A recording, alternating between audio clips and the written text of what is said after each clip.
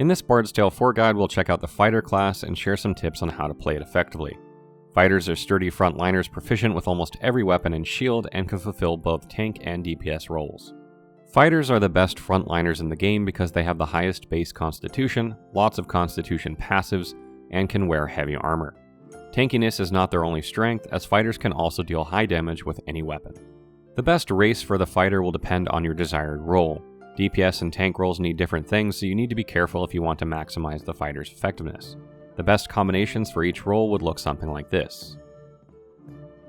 Fighter skills are divided into 3 main groups: attack, defense, and command. The attack skill tree is primarily for DPS-oriented fighters, and it offers a variety of offensive abilities that are tied to the equipped weapon. Here you can focus on the greatsword path or dual-wield any 2 weapons if you plan on going the DPS route.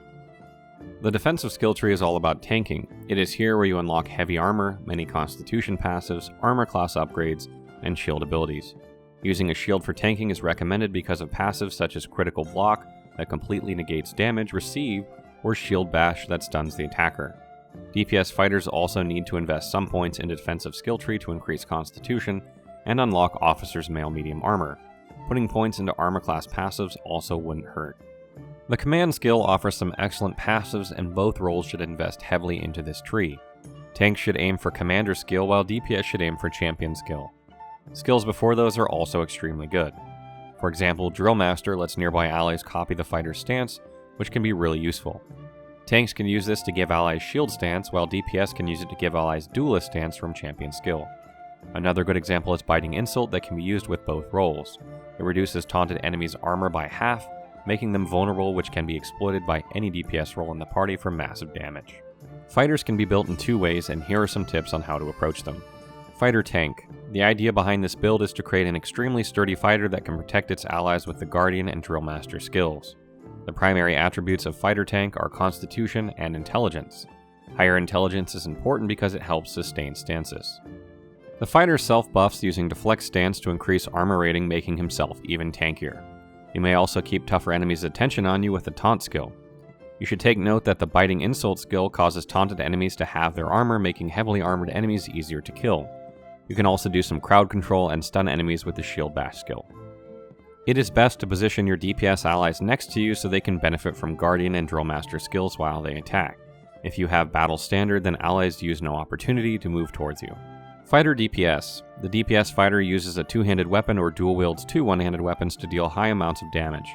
Given their natural resistances, even DPS fighters should be placed in the front row, and investing in additional constitution and armor class is a wise choice.